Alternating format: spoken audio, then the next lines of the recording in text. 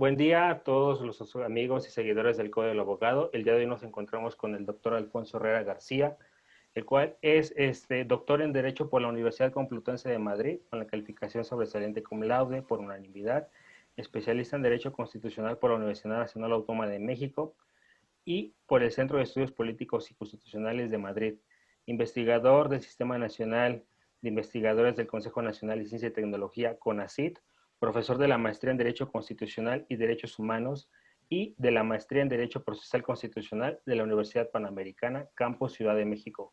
Asimismo, es profesor de la Maestría en Derecho Constitucional de la Escuela Libre de Derecho. Se ha desempeñado como analista de jurisprudencia en el Tribunal Constitucional de España. En la Suprema Corte de Justicia de la Nación se ha desempeñado como secretario de Estudio y Cuenta de la Segunda Sala, de la Primera Sala y del Tribunal Pleno. En el Consejo de la Judicatura Federal ha sido secretario técnico de la Secretaría General de la Presidencia. En el Tribunal Electoral del Poder Judicial de la Federación se ha desempeñado como asesor de la Presidencia de la Sala Superior, así como secretario de Estudio y Cuenta, y titular de la Unidad Especializada en Procedimientos Especiales Sancionadores de la Sala Regional Especializada. Actualmente se desempeña como director de divulgación del Centro de Capacitación Judicial Electoral. Dentro de sus publicaciones se encuentran más de 70 trabajos, entre artículos de revistas especializadas, capítulos de libros y comentarios bibliográficos, mismos que se han publicado en México, Argentina, Colombia, Perú, Hungría y España. Es autor de 4 libros y coordinador o editor de otros 5, en materia de justicia constitucional y derechos fundamentales. Entre los más recientes se encuentran Elementos de jurisdicción constitucional, nacional, comparada y supranacional, Controversias constitucionales y acciones de inconstitucionalidad, Ley reglamentaria del artículo 105 constitucional con jurisprudencia, editado con Edgar Caballero, y el juicio de amparo en el centenario de la Constitución Mexicana de 1917, pasado, presente y futuro, coordinado con Eduardo Ferrer MacGregor. Doctor, buen día. El día de hoy nos va a honrar con un tema muy importante, como es la Suprema Corte de Justicia de la Nación como guardián de la Constitución. Muchas gracias, don Antonio Maciel. En primer lugar, agradecerte esta invitación, este espacio que se abre para comentar algunos de los temas de interés para el sistema jurídico mexicano en general y también para específicamente el derecho constitucional mexicano y sus últimas evoluciones, específicamente en relación con el Poder Judicial de la Federación y la Suprema Corte, que ha sido un tema que he tenido oportunidad de analizar a lo largo ya de algunos años, y cuando comentábamos justamente el tema que podía desarrollarse, propuse justamente el de la Suprema Corte como guardián de la Constitución, ¿no? Considerando que nuestro foro de abogados, nuestro foro jurídico en general, debería estar al tanto, ¿no? Y debería estar con un interés específico sobre lo que ocurre con nuestro máximo tribunal. Y quisiera justamente dividir la exposición en 3 grandes apartados que voy a tratar de sintetizar justamente en el tiempo que nos corresponde, que es el desdoblamiento justamente de la Suprema Corte como tribunal constitucional y que tiene desde mi punto de vista 3 representaciones muy claras. El de ser guardián de los derechos humanos, como lo llama la Constitución, el de ser guardián de la división de los poderes, y en tercer lugar, el de ser guardián del principio democrático. Creo que estas 3 facetas de la Corte pueden perfectamente distinguirse y explicarse, ¿no? Desde el punto de vista de sus competencias. En cuanto hace a la primera faceta, sin lugar a dudas, la reforma del 10 de junio de 2011, que es una reforma muy analizada, tratada, reflexionada en el sistema jurídico mexicano, marcó una pauta fundamental en el perfil de la Suprema Corte en los últimos 9 años. Claro que la Corte venía cumpliendo este papel ya desde un segmento de tiempo, época anterior, por supuesto, pero creo que no podríamos dudar de que la reforma del 2011 marca un antes y un después en el ejercicio de estas competencias. Habría que acudir también al antecedente para entender integralmente esta faceta de la Corte de la reforma del 31 de diciembre de 1994. que tiene vigencia a partir de 1995, que acaba justamente de cumplir hace unos meses 25 años en que fue promulgada y que marcó el rumbo del Tribunal Constitucional Mexicano. Se fortaleció en el aspecto de sus competencias concentradas, se instauró por primera vez en la historia las llamadas acciones de inconstitucionalidad en nuestro Tribunal Constitucional, nuestra Suprema Corte, se perfeccionaron las llamadas controversias constitucionales y en ese momento se dejó intocado el juicio de amparo en la faceta que le corresponde resolver a la Suprema Corte. Sin embargo, a través de las acciones de inconstitucionalidad, se fue perfilando su funcionamiento como Tribunal de los Derechos Humanos, aunque sin todavía una contundencia que después se verificó con otra reforma intermedia que no se menciona mucho, pero que desde mi punto de vista es central, que es la reforma del 2005, al reconocérsele legitimación procesal activa a la Comisión Nacional de Derechos Humanos para acceder en acciones de inconstitucionalidad a la Suprema Corte. Estos tres eslabones históricos, 95, 2005, 2011, integran un conjunto de reformas que perfeccionan el perfil de la Corte como Tribunal de Derechos Humanos. A partir sobre todo del 2005 empieza la motorización de la acción de inconstitucionalidad en la Corte, que tiene que ver con el objeto de los derechos humanos específicamente a partir de la idea de que la Comisión Nacional empieza a generar demandas promoviendo conceptos de invalidez que sin lugar a dudas llevaban a las soluciones, a la necesidad de aplicar metodologías técnicas que tuvieran que ver directamente con los derechos. Solamente por poner un ejemplo, porque hay muchísimos, por supuesto, ejemplos en el desarrollo de estas acciones en la Corte, pero fue 2 años antes de la reforma del 2011 cuando la Corte empieza a perfilarse en ese sentido, cuando conoce la acción de inconstitucionalidad 22, si no recuerdo mal, del 2009, perdón. En esa acción, la Comisión Nacional de Derechos Humanos propone a la Corte como concepto de invalidez la inconstitucionalidad del Código de Comercio relacionado con la instauración de un recurso de apelación, en lo que la Comisión consideró que era una violación a la igualdad y a la no discriminación al distinguir el precepto impugnado, las causas que podían ser revisadas en apelación en materia mercantil y lo que la Comisión consideró que era una discriminación por razón económica. Establecía que bajo cierta cantidad económica era el estándar para poder establecer la posibilidad de impugnación. Eso la Comisión lo impugna en una acción de inconstitucionalidad 5 años después de que se le reconoció la legitimación activa, pero con la particularidad de que promueve un estándar, un parámetro de un tratado internacional, nada menos la Convención Americana sobre Derechos Humanos. La Corte se encontró con la disyuntiva de analizar si un tratado internacional, sin todavía tener un estándar como el que tenemos hoy, ¿no?, que ya reconoce de manera expresa los tratados como un bloque, había que reconocerle ese objeto de impugnación a la Comisión Nacional. Hubo una votación en el Pleno y la votación, digamos que se dio, fue de 8-4 a favor de reconocer que la Comisión podía, no obstante que la acción de inconstitucionalidad, como su nombre lo indica, es una acción de inconstitucionalidad, no de inconvencionalidad. Sin embargo, podría funcionar como un proceso en donde la Comisión podía invocar tratados internacionales. Eso tiene grandes repercusiones en la comprensión del control abstracto de normas, pero también desde el punto de vista de la teoría democrática. Porque lo que estaba diciéndonos la Corte en ese asunto, que por cierto fue bajo la ponencia del ministro Saldívar, es que el legislador democrático mexicano, a partir de ese momento, se podía considerar vinculado por normas internacionales, no nada más por normas constitucionales. E insisto, es solamente un ejemplo de cómo la Corte empieza a entrar en contacto con una doctrina internacionalista de los derechos. Viene después el 2011, ¿no? Bueno, antes de eso sí quisiera mencionar en este recuento del perfil de la Corte como Tribunal de Derechos Humanos, hay que recordar, por supuesto, la sentencia condenatoria en el caso Radilla, que se da en el 2009. justamente el mismo año en que ocurrió este caso que acabo de narrar, ¿no? En noviembre de 2009 viene la sentencia condenatoria de Radilla. Antes de eso, en 2008 ya ha venido la sentencia en el caso Castañeda Gutmann.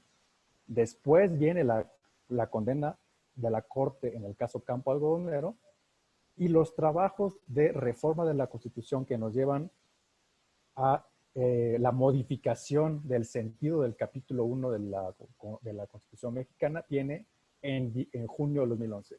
Es un conjunto de actos que si los vemos concatenadamente van a impactar en las maneras y en las formas en que concebimos a nuestro máximo tribunal, ¿no?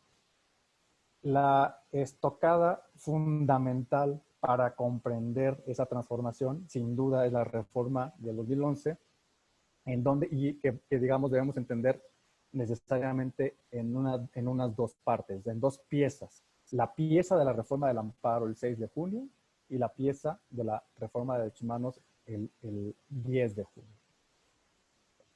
La reforma del amparo, que lo que pretendió es equipar a la Suprema Corte de un instrumento procesal que fuera acorde con la internacionalización de los derechos, hay que decir que si bien no es suficiente, así se ha revelado al paso de los años, sí apuntaló ideas distintas del juicio de amparo y que con grandes esfuerzos ha venido evolucionando desde entonces, ¿no? El 103, en su fracción primera, esto por cierto tampoco se toma demasiado en cuenta en estos análisis, pero el 103, fracción primera, antecedió al artículo primero por 4 días. Y esa fracción primera del 103 ya estableció que el amparo se convertía en un amparo de juicio convencional, al establecerse que los derechos humanos protegibles iban a ser también los de los tratados internacionales. 4 días después viene la reforma y entonces se compacta la idea de la internacionalización, ¿no? Se introduce la idea del interés legítimo, con lo cual se acaba parcialmente con la idea de que exclusivamente había que reconocer un interés jurídico. Detrás de eso, la idea de que había que tener un agravio directo y personal para poder acudir al amparo, ¿no? Si concatenamos ambas transformaciones, vemos que la apertura en el perfil de la Corte y del Poder Judicial en general, que es el encargado de resolver el amparo, vamos a ver que entonces hay un llamado al Poder Judicial de la Federación a abrir los criterios, no solamente en la concepción de lo que podía ser impugnado, sino en la concepción de qué calidades deberían reunirse para acudir al amparo, abriendo, insisto, al interés legítimo. Se introduce la figura de los plenos de circuito, ¿no? Con esto se pretendió descargar precisamente a la Corte de tareas que tenían que ver con cuestiones de legalidad, para reservarle cuestiones de constitucionalidad y de convencionalidad en materia de derechos. Y luego vinieron, por supuesto, los criterios iniciales que la Corte construyó a partir de este perfil, ¿no? El propio caso Radilla, con su recepción en el expediente 912/2010, donde acaba con la idea del control concentrado en el Poder Judicial de la Federación en estos temas, ancla el sistema en una lógica diferente, el control difuso. Se reconoce por primera vez que un tribunal externo al sistema jurídico y externo al propio Poder Judicial podía ser parte del sistema, y no solo parte, sino que había que cumplir en sus términos las sentencias que llegaran a una conclusión de una condena, como es este caso Radilla, que tanto significado ha tenido para nosotros, y se reconoce la vinculatoriedad de la jurisprudencia internacional. Con eso se prepara otro conjunto de criterios que vinieron después en el Pleno, pero también en las salas, ¿no? En las salas creo que es pertinente recalcar que la primera sala del 2009-2010, de manera previa a la reforma, también vino pioneramente a construir muchos criterios fundamentales para el proceso penal, para la igualdad y la no discriminación, en temas de igualdad de género. Construyó criterios muy relevantes en relación con el derecho de familia, de manera previa a la reforma del 2011. Claro, la reforma del 2011 todavía abonó más a la primera sala, con esta integración, me parece a mí muy flamante, que tuvo la sala entre esos años, en 2009, 2011, 2012, 2013. Y estos criterios de la sala tiene que tomarse en cuenta que apuntalaron criterios del propio pleno que vinieron después. Pensemos, por ejemplo, en el matrimonio entre personas del mismo sexo. Fue un criterio de la primera sala que reiteró en distintos precedentes y que después el pleno, en el 2015, en otra acción de inconstitucionalidad muy importante, el código, en contra del Código Civil de Jalisco, reconoce por unanimidad, es decir, los 11 ministros, lo cual es muy extraño en las votaciones del pleno, que en efecto el reconocimiento del matrimonio solo entre hombre y mujer era contrario a la idea de igualdad y no discriminación en temas de preferencia sexual, ¿no? Pero hay que reconocer que ese impulso lo dio la primera sala, que después se lleva a los 11 ministros que reconocen empujados por este criterio de sala de 5 minutos, ¿no? En el recuento de los criterios podemos, por supuesto, recordar muchos, ¿no? Muchos criterios que, sobre todo en el proceso penal, en cuanto hace a la interpretación del sistema penal acusatorio que tuvo vigencia a partir del 2016, los 8 años después, el que se instauró en la Constitución en 2008, la primera sala ha sido fundamental en ese reconocimiento y la propia segunda sala en años recientes, de hecho hoy mismo, ayer mismo, se dio otro gran ejemplo de la segunda sala y yo creo, eso es una teoría mía, ¿no? Una tesis propia, que lo hace la segunda sala, porque no era una práctica de la segunda sala, yo estuve allí algunos años, inclinarse por criterios protectores de los derechos. Creo que la primera sala también empuja a la segunda sala a tomar criterios protectores, garantistas de los derechos, y el día de ayer comentaba, justamente la sala resuelve un par de amparos muy interesantes en donde determinó que una comunidad indígena no puede, a través de sus prácticas internas, que sin duda son derechos constitucionales y principios establecidos en el artículo 2, sin embargo, la segunda sala nos dice, eso no alcanza para que en comunidad, y en la comunidad, las autoridades, digamos, de la comunidad indígena puedan expulsar personas del núcleo indígena y simplemente decir que deben salir o ser expulsados justamente del territorio. Porque eso violenta, por supuesto, las libertades de las personas en lo individual, pertenecientes al grupo. Son sanciones que, sin lugar a dudas, magnifican el efecto. Son sanciones desproporcionadas desde el punto de vista de que pues nuestro derecho sancionatorio no podría admitir que se ordene a las personas simple y sencillamente separarse de un lugar en el que están asentados por el mero hecho de tener una religión distinta, ¿no? Con lo que, claro que eso no acaba con el problema, porque este tipo de fenómenos que se dan, este tipo de circunstancias difíciles que se dan en las comunidades indígenas, deben ser, por supuesto, resueltas con varias aristas, ¿no? Pero a mí me parece fundamental que la Corte, la segunda sala específicamente, tenga ya criterios fundados en la idea de los derechos, ¿no? Lo cual, insisto, no podíamos decirlo hasta hace, yo creo, unos 5 o 4 años atrás, ¿no? Creo que ya la Corte está teniendo en este momento, 2020, una actitud general en las salas y en el Pleno en cuanto hace a su funcionamiento como Tribunal de Derechos Humanos. El segundo perfil de la Corte es el perfil de tribunal para la protección, la tutela de la división de poderes y la tutela del federalismo.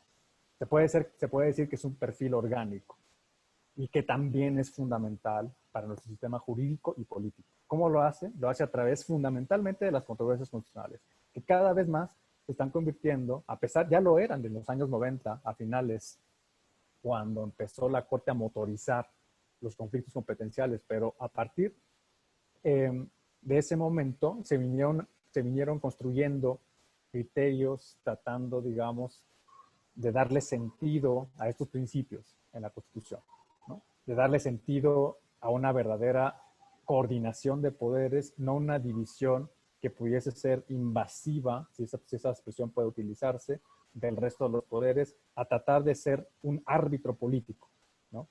Recordemos el caso de los usos horarios. La Corte, en tiempos atrás, funcionó en el sentido de establecer que una disputa de tipo político, la jefatura de gobierno que estaba en desacuerdo con el establecimiento de un uso horario de verano, con el presidente de la República, ese tipo de conflictos con anterioridad se resolvían de manera política. Es decir, con transacciones entre quienes forman parte de los poderes públicos, con transacciones entre los partidos, con, alguien nos decía, y que es una expresión que utilizo mucho también para explicar las controversias, con una llamada telefónica podría resolverse una disputa política. La controversia nos señala otra vía, por supuesto, pacífica, pero sobre todo democrática de resolver las disputas políticas que tienen que tener un asidero jurídico. Y que es que un poder público demande, como si fuera cualquier persona que tenga un interés de tipo jurídico y un interés de tipo legítimo ante un tribunal, por ejemplo, civil. Ahora los poderes públicos tienen un tribunal en donde resolver sus disputas, que es la Corte, ¿no? Cada vez ahora es mucho más común que cada vez que se discute una cuestión política, un diferendo entre el presidente de la República y la Cámara, ¿no? Pensemos ahora mismo en la disputa que se está teniendo por el acuerdo que habilita a las fuerzas militares para participar en la seguridad pública de manera proporcionada, de manera razonada, de manera, digamos, organizada, que estableció el presidente López Obrador. Este acuerdo, antaño, ¿cómo se podía resolver su disputa al respecto? Pues había vías políticas y era un tema totalmente ajeno al derecho. En la actualidad, la controversia se convierte en una vía para que las partes arguyan sus argumentos, presenten sus conceptos de invalidez, discutan en un seno judicial y la Corte resuelva.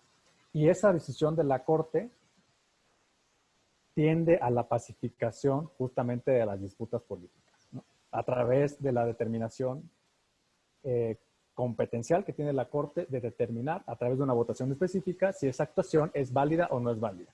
Y para eso los 11 ministros y ministras tienen que discutir, tienen que emitir una sentencia y tienen que notificarle a las partes, como si fuera, insisto, cualquier otra disputa de tipo jurídico en cualquier materia. Los poderes públicos también están sujetas a el proceso jurisdiccional que implica una controversia constitucional, ¿no?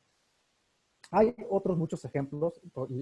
Creería yo que otro ejemplo relevante en cómo la Corte manifiesta esa posición de guardián orgánico o de las competencias que tienen los poderes públicos en la Constitución es aquel asunto en donde se impugnó el veto al presupuesto, el veto presidencial al presupuesto durante el gobierno de Vicente Fox. Había nuevamente una disputa constitucional, ¿no? La Cámara decía que el presidente, al no tener una facultad explícita en el artículo, en los artículos correspondientes a sus atribuciones o en los artículos correspondientes al Congreso, no tenía facultad de emitir observaciones respecto a las modificaciones al presupuesto que él había enviado a la Cámara de Diputados, que es la facultad, que es una Cámara que tiene facultades exclusivas para determinar, para estas labores de fijación de los presupuestos y del presupuesto de egresos de la Federación. Es verdad, lo que decía la Cámara de Diputados era verdad. No había una facultad expresa para el presidente en la Constitución. Y el presidente presenta la demanda de controversia constitucional diciendo lo contrario, diciendo que la interpretación de la Constitución debía interpretarse sistemáticamente, que había principios que atender jurídicos con un impacto en la coordinación de poderes en términos democráticos, y la Suprema Corte entra a resolverlo.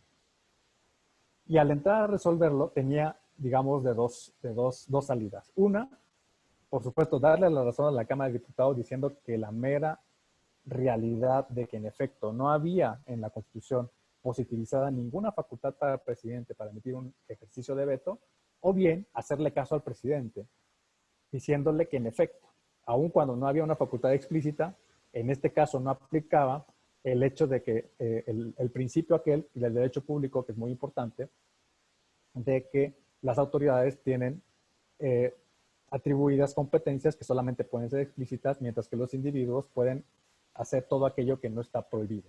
La Corte rompe este principio a través de una interpretación sistemática y nos dice que el presidente de la República sí debería hacérsele reconocido su facultad de interponer observaciones al presupuesto de egresos, y que esto tenía que seguir un procedimiento como si fuera un procedimiento legislativo ordinario, ¿no?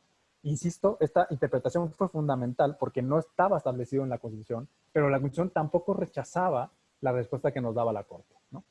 La Corte elabora esa interpretación y nos presenta una sentencia que funciona como un criterio que viene a complementar el texto constitucional, ¿no? Ha habido discusiones al respecto, sobre todo respecto a si esta actuación de una Corte Constitucional es posible añadiendo contenidos normativos a la Constitución, y claro, se ha dado una gran discusión respecto a si no está sustituyendo al poder constituyente, al poder reformador de la Constitución, etcétera. Y lo cierto es que al no existir un marco claro de actuación dentro de una Constitución, las posibilidades de interpretación, siempre y cuando estén fortalecidamente argumentadas en sentencia, pues claro que corresponde la última palabra en ese sentido a nuestro máximo tribunal. Finalmente, el tercer perfil de la Corte como guardián de la Constitución es el de funcionar como un guardián de la democracia.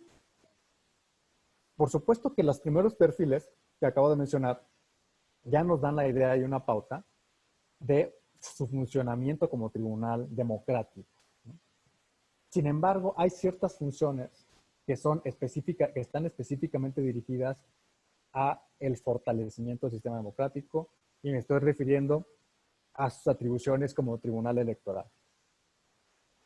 Es el tribunal al que le corresponde, a través también del control abstracto, definir la constitucionalidad de leyes electorales. Esta competencia la tiene a partir de la gran reforma político-electoral del 22 de agosto de 1996. No solamente tiene facultades en el control abstracto. Recordemos un caso que se acaba de dar apenas hace unas semanas, que es el de la Ley Bonilla. Justamente es una acción en donde lo que se impugnó era si era o no constitucional la posibilidad del Congreso del Estado de prorrogar el mandato de un cargo público, en este caso nada menos que el del gobernador del Estado de Baja California, una vez que ya fueron definidos los resultados de las votaciones en esa elección. La Corte funciona en ese momento como un tribunal que custodia las reglas del juego electoral. Y detrás de eso, que custodia las reglas del juego democrático, ¿no? Lo que determinó es, usted, señor legislador del Estado de Baja California, no puede determinar, una vez que ya ha concluido el proceso electoral, y todavía más aún, sin que se haya cumplido el plazo de 90 días señalado en el artículo 105, que prohíbe modificaciones esenciales o fundamentales durante el proceso electoral y durante el plazo previo de 3 meses antes de que inicie el proceso, realizar esa modificación a su Constitución. Por lo tanto, la Corte lo calificó, y así parece que quedó en la sentencia, como un gran fraude a la democracia de la Constitución, que eso se haya verificado.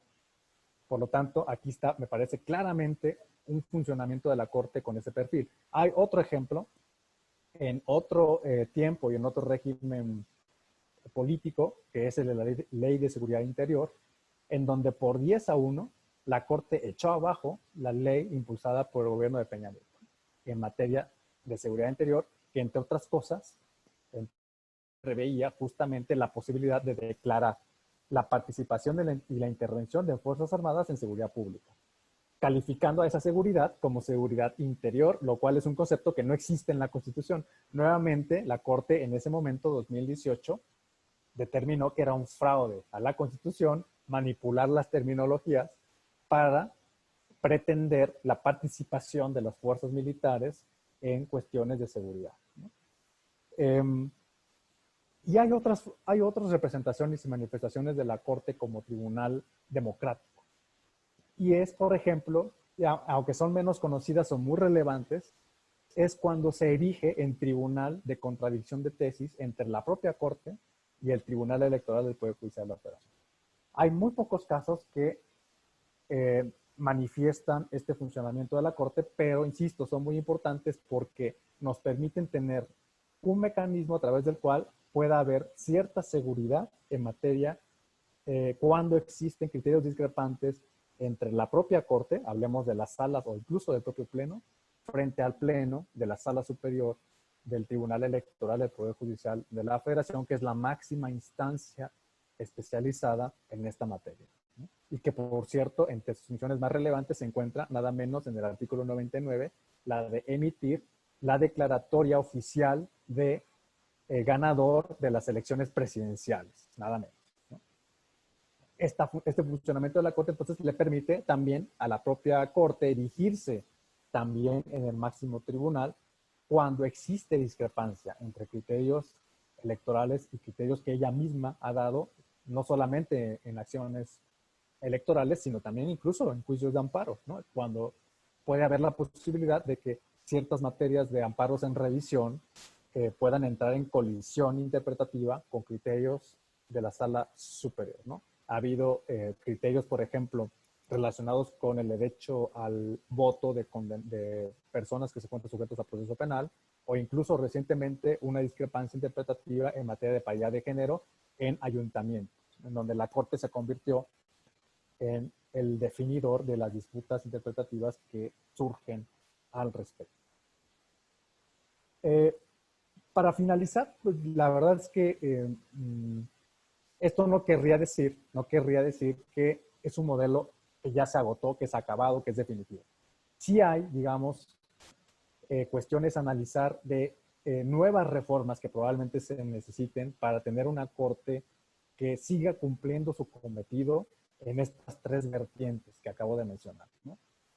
Y podría mencionar nada más tres funciones que creo que deben revisarse y que es una oportunidad probablemente de ir hacia alguna análisis de reforma. De hecho, la propia Corte recientemente, en febrero, ¿no?, antes de que nos viniera el tema de la contingencia sanitaria, presentó una iniciativa de reforma que llamó reforma judicial, reforma por y para el Poder Judicial. En ese paquete de reformas que propone la propia Corte, que hizo suya el presidente de la República, hay que recordarlo, la Corte propone una serie de ajustes a su competencia y de ajustes orgánicos que a su juicio le van a permitir cumplir de mejor papel estas funciones, ¿no? Simplemente quisiera mencionar dos que menciona la iniciativa: implementar un sistema que permita un mayor acotamiento en los casos de los que se debe ocupar en amparos en revisión. ¿Para qué? Para hacer posible que pueda tener, desde mi punto de vista, capacidades prontas y de calidad en la respuesta a los asuntos que le llegan. En este momento tiene 16,000 casos al año, lo cual, desde el punto de vista comparado, no puede ser un número que pueda beneficiar a sus objetivos, ¿no? Un tribunal, pensemos nada más en la Suprema Corte de Estados Unidos, en la Suprema Corte de Estados Unidos, que es emblemático en este punto, resuelve no más de 90 casos al año. Ese número de asuntos son los que resuelve una sala a la semana en la Corte. Vean la discrepancia que existe. No puede haber un funcionamiento adecuado si tenemos una saturación, una abrumadora multiplicación de casos en la Corte. Tiene que haber un ajuste. La Corte propone una especie de certiorari, es decir, un poder de selección respecto a los asuntos de los que se puede hacer cargo y resolver. Segundo punto, perfeccionar el sistema de precedentes. Yo lo escribí también en algún artículo reciente, publicado, por cierto, en el propio blog de la Corte, ¿no?, en donde manifiesto mi acuerdo respecto a que debe haber un sistema más preciso de precedentes, eliminando la reiteración de criterios y estableciendo que un solo precedente de la Corte funcione con obligatoriedad para el resto de las autoridades judiciales. Y yo en el artículo digo más, digo que además debe serse efectivo también para las autoridades administrativas, lo cual iría en contra de un principio que ha funcionado con muchísima, digamos, raigambre en la jurisprudencia de la propia Corte y de la ley de amparo, que así lo establece, que la jurisprudencia no es necesariamente obligatoria para las autoridades administrativas, lo cual me parece a mí es una inconsecuencia y es incompatible con el artículo primero, párrafo tercero de la Constitución, que ya desde 2011 nos dice que las autoridades, todas las autoridades sin distinción, deben poder resolver temas de derechos humanos a partir de la idea de ciertos principios como la universalidad, la interdependencia, la no regresividad, etcétera. Y sobre todo que ya hace un llamamiento a la Constitución, y yo diría más, un mandato de que las autoridades administrativas no se sientan extraídas de la obligación de cumplir con los derechos. Y una forma de hacerlos cumplir es precisamente cumpliendo la jurisprudencia de la Corte, que es precisamente el máximo tribunal, y por eso yo en ese artículo menciono que en efecto había que apoyar esta propuesta, ¿no? Yo sé que causa mucho debate, yo sin duda me decanto porque así sea. En tercer lugar, es una cosa que no viene en la propuesta, sino que a mí me parece que es fundamental, que se enfatice el papel de la Corte como coadyuvante de la implementación de sentencias internacionales. Lo ha hecho en la práctica a través de expedientes varios. El Acuerdo 5 de 2013 del Pleno también establece la posibilidad de expedientes de ejecución de sentencias internacionales. Quizá lo que habría que, me parece a mí, hacer y apuntalar es que esta atribución se vaya a la Ley Orgánica de Poder Judicial de la Federación, para que en efecto la Corte no tenga duda y no haya, digamos, incerteza respecto a qué es lo que puede hacer la Corte para implementar las sentencias internacionales. Parece que en el derecho comparado se ha interiorizado, quizá no tanto en Latinoamérica, eso hay que decirlo, ¿no? Porque hay muchos problemas de inserción y de implementación de las sentencias. Por ejemplo, en Chile, en Argentina ha habido problemas, pero sí en el sistema europeo, en donde los tribunales supremos de los países se convierten en catalizadores de las sentencias internacionales. Creo que la Corte de México perfeccionaría su papel si esta facultad se le reconoce y además se implementa un procedimiento que no puede ser muy amplio desde mi punto de vista, sino bases mínimas de ejecución de sentencias, ¿no? Y de esa manera coadyuvar con la Corte Interamericana a perfeccionar la implementación de las medidas de reparación que ha establecido para México, en contra de México, ¿no? Como es, pienso, por ejemplo, en un caso como Campo de Algodonero, ¿no? No quiero decir, por cierto, para finalizar, que la Corte no haya hecho trabajo al respecto, ¿no? La Corte ha emitido criterios, me parece a mí, muy pulcros, muy enfáticos en la idea de protección de los derechos de las mujeres, sin ninguna duda, ¿no? Lo hace en el sentido en que lo señala el Campo Algodonero en la Corte Interamericana, pero creo que esto debe ser institucionalizado, ¿no? Para que en efecto la Corte se convierta en un coadyuvante y además esto también, desde el punto de vista incluso politológico, creo que abonaría a la legitimación de la Corte como máximo tribunal de nuestra República Mexicana, ¿no? Yo me quedaría entonces por ahí, no sé si rebasé el tiempo, pero me disculparía por ello y bueno, quedo a tu disposición, José Antonio, para lo que consideren, ¿no? Muchas gracias por la atención. Muchas gracias, doctor, por su ponencia. Sin duda, al dividir en tres fases el tema que hoy nos presentó como guardián de derechos humanos, la Suprema Corte, guardián de la división de poderes y guardián de la Constitución, nos llevó a un recuento que inició con las reformas constitucionales desde hace años y que hoy día sirvieron como antecedente para lo que hoy tenemos hoy día y también con las sentencias que, como el caso Rosendo Radilla, el asunto Varios 912-2010 y las reformas que ya nos señaló, es todo ese conglomerado que hoy nos lleva a tener una Suprema Corte de Justicia de la Nación que ha venido trabajando de la mano con los nuevos criterios y con las facultades que se le otorgan, pero que también deja la puerta abierta a cosas por hacer y, como bien menciona usted, una iniciativa de reforma para fortalecerla, por así decirlo, y constituirla como un tribunal constitucional. En esa tesitura usted ha escrito diversos temas, libros, artículos, y valdría la pena para nuestro público hacerles mención que dentro de sus obras se encuentran, nos habló mucho de las controversias constitucionales y acciones de inconstitucionalidad, y hay un libro de su coautoría. Si nos pudiera hablar un poco sobre ese libro. Sí, ese libro le tengo, digamos, mucho cariño porque Lo hice en compañía con otro colega que ha venido trabajando, con quien hemos venido trabajando conjuntamente, Edgar Caballero, y lo que hicimos fue compilar el conjunto de criterios que la Corte emitió desde 1995 hasta el 2017 en la materia de acciones y controversias, pero lo que hicimos adicionalmente fue que estos criterios se agruparan en función de los artículos de la ley reglamentaria del 105 de la Constitución. Por lo tanto, es una ley compendiada con jurisprudencia que lo que pretende es organizar los criterios que en 25 años, 23, 24 años, la Corte emitió en estas competencias, lo cual creímos en su momento que no se había hecho y que además finalmente nos sorprendió a nosotros mismos que son criterios que se pudieron recopilar en un libro muy pequeño, ¿no?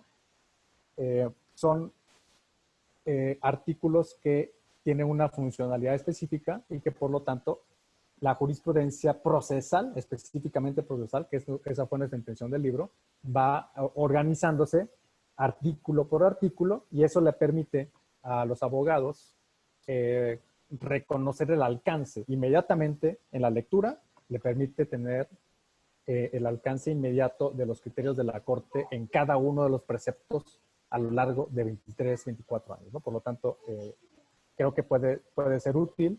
Me han contado al menos que en la Corte se utiliza en algunas ponencias y eso nos da muchísimo gusto, por supuesto.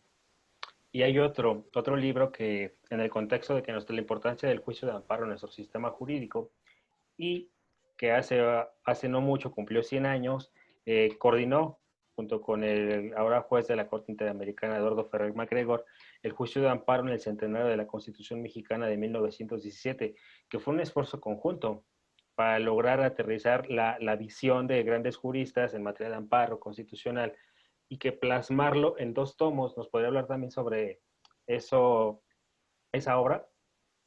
Claro, es una obra que impulsó el Instituto de Investigaciones Jurídicas de la UNAM y específicamente, precisamente el doctor Eduardo Ferrer me incorporó a ese proyecto. Yo he trabajado recurrentemente con el instituto y lo que hicimos fue tratar de hacer un compilado de trabajos que reflexionaran con motivo de los 100 años de la Constitución, pero específicamente dirigidos al juicio de amparo. Como sabemos, la Constitución de 1917 no fue la creadora del amparo, ¿no? Fue un recipiente, un ordenamiento que funcionó como recipiente de un producto normativo que se gestó en el siglo XIX, que tuvo una práctica muy importante durante los últimos años del siglo XIX y que después la Constitución de 17 prácticamente sin discusiones mayores recoge. Entonces quisimos que, con motivo del centenario, ministros de la Corte que afortunadamente nos acompañaron, el ministro Pardo Rebolledo, el ministro Luis María Aguilar, el ministro Pérez Dayán, aportaran, ¿no? Aportaran sus ideas, su reflexión respecto a qué es lo que para ellos era importante decir a 100 años de que se verificó la Constitución de 17 y claro, también conjuntamente con el momento histórico de que se estaban cumpliendo pocos años de la reforma del 2011 en materia de amparo. También participaron magistrados federales, jueces federales, muchos de ellos muy amigos, colegas del Poder Judicial, pero también abogados, ¿no? Abogados que se dedican al litigio constitucional, que han estudiado también la práctica del amparo por mucho tiempo, y también investigadores, con lo cual salió un producto, me parece, muy interesante, ¿no? Porque lo que hicimos fue dividir en 13 capítulos las temáticas, el objeto del amparo, la historia del amparo, la procedencia, problemas de acceso a la justicia, problemas del amparo en relación con la justicia electoral, el amparo justamente de frente al derecho internacional, las sentencias de amparo, la jurisprudencia de amparo. Entonces, una obra que creemos que puede abonar a entender hacia dónde, qué rutas seguir.